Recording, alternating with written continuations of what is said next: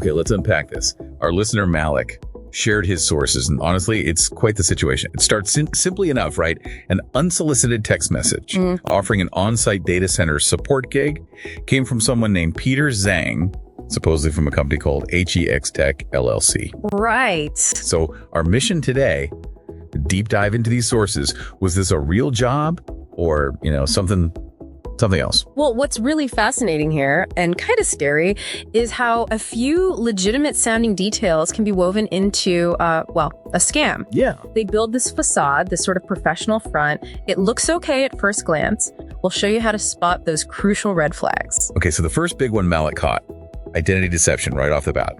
This Peter Zhang sent a LinkedIn profile, said he was a technical support manager at Juniper Networks, the big networking company, under HPE, another huge name. But the profile actually belonged to a Zhang, a research scientist at ByteDance. ByteDance. No link to Juniper or HPE stated anywhere on the profile. None at all.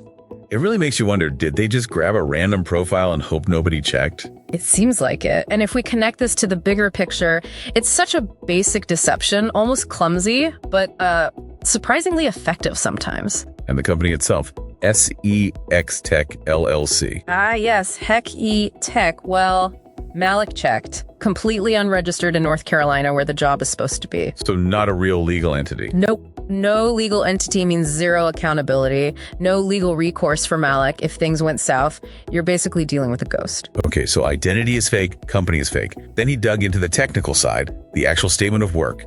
It listed Fortinet firewalls, FG121G, specific model. Fortinet. But wait, didn't Peter Zhang claim to be from Juniper Networks? Exactly. They're competitors. Right. That's a massive technical mismatch. It's like saying you work for Coke, but you're delivering Pepsi. Yeah. It just screams a lack of real knowledge, doesn't it?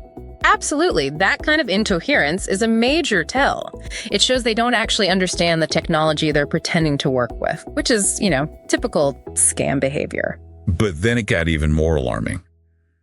The instructions. Uh-oh. What did they ask him to do? They told Malick to bring his personal Windows laptop. His personal one, not a company device? Personal. To establish a remote desktop connection for the first party's remote engineering team.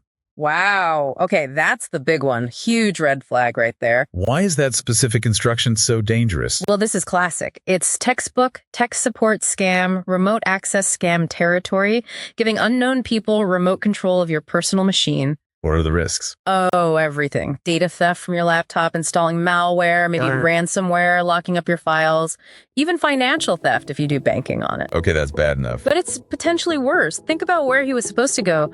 TierPoint's Raleigh data center. That's a secure facility. Right. They mentioned biometric security, man traps. Exactly. So by getting access to Malick's laptop inside that secure zone, they could potentially use him and his device as a launch pad, an unwitting insider threat. To attack TierPoint or its customers. Precisely. Targeting a legitimate high security place, real companies, legitimate ones, they just do not operate this way. They don't ask for remote access to personal devices in these scenarios. It really makes you think twice, doesn't it? It really does. And they tried to make it seem legit, using the real TierPoint location, even mentioning Lenovo as a customer. Yeah, throwing in those real names, real places. It's all part of building that veneer of credibility. But it clashes so much with the other stuff, like suggesting Venmo for payment on a corporate job. Right, Venmo. And the whole thing starting with just a random, vague text message. Very unprofessional. You mentioned lures. Was there anything else designed to look legitimate but actually be a trap? Yes, actually. The mention of a Form 1099. The U.S. tax form for contractors. That sounds normal. It sounds normal, and that's the point. It seems like a legitimate administrative step. But often in scams like this, it's just a pretext. A pretext for what? To get your sensitive personal information, your social security number specifically, which they can then use for identity theft. It's another clever layer in the scam. Okay, so putting it all together, what's the verdict here? Well, Malick's caution was absolutely spot on. Totally justified. This wasn't a real job. It was definitely a sophisticated scam designed to compromise his device, steal his info, and maybe even trick him into helping commit a crime. So our recommendation is pretty clear then. Absolutely. If you get an offer like this, disengage immediately. Don't give any personal info, don't click links, and definitely do not grant remote access to anything. And report it. Yes, report it. The FBI's Internet Crime Complaint Center, IC3, is the place to go.